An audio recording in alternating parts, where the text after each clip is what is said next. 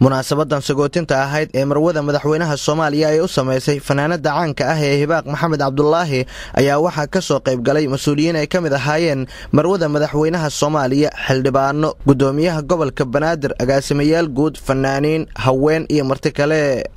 munaasabada ujeedkeedu ahaa casho sharaf sagootin ah oo marwada madaxweynaha Soomaaliya ay u sameysay abwaanada ahna fanaanada Hibaaq Maxamed Cabdullaahi ayaa waxa sidoo kale goobjoog ahaa fanaanada qaranka Hiba Maxamed Hidoon Hibanuura oo furitaankii munaasabada soo bandhigtay tix gabay ah oo ay dareenkeeda ku aadan 22 sano kadib markii Muqdisho ay ku soo laabatay ku cabirayso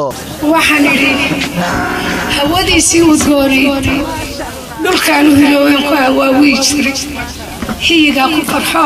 jacayl baan hayaa shada la halmaalay halkaan ku koran ku soo hanaqaad dareenkayga ima ilmaami karay waa hoygaan ku dhashay ee aabiyo hooyo hoygayga kama baxo haddaan marun heshiino wabiyada haraaqaya beerahan ku hagayna xeeraarka reer Afrika dalka ugu baddheer ee khayraadkooda laga hegaaso ariyageel hodanka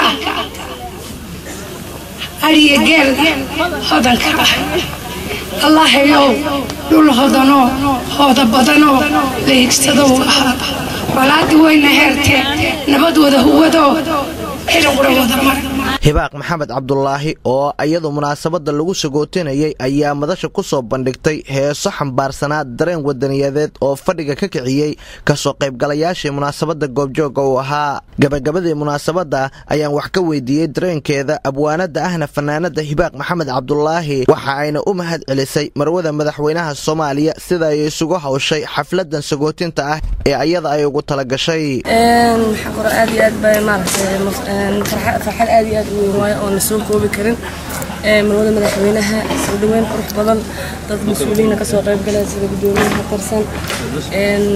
وزيرو اللي بعنا آدي آد بان كذا مهر عليا سيدو كلا بدوينها الصومالية وكسر قريب كشيء ما شاء الله فرحان دي لما سوق وبكر ودك إلى الصومالية أنا قصة نقضي مدة بدل أنا وير أنا وكتجي أنا نصان نقضي آدي أنا أفرح سنة ماما قمر علي عمر مرودة مدحوينها الصومالية oo soo gabagabaysay munaasabada ayaa sheegtay in xafladan sagootinta ah ay ugu tala gashay abwaanada Hibaaq Maxamed Cabdullaahi waxayna u mahad celisay dhammaan mas'uuliyiintii ka soo qayb gashay waxaan rabnaa inaan sagootin caawa insha Allah dalkeeda iyo ilmaheeda dadkeeda ayada nabad Allah u geeyo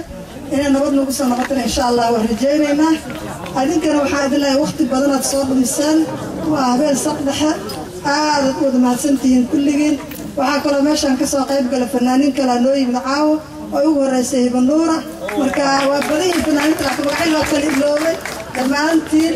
waa mahadsantihiin waan salaamantihiin fanaaniinta Soomaaliyeed ee in muddo ku noolaa wadamada qurbaha ayaa muddooyinkii ugu dambeeyay ku soo laabanayay dalkooda hooyo waxayna arintani imaanaysaa xilli dawladda Soomaaliya ay ku guuleysatay in ay dalka Soomaaliya ka hagaajiso xagga amniga arrimaha bulshada iyo dib u dhiska dalka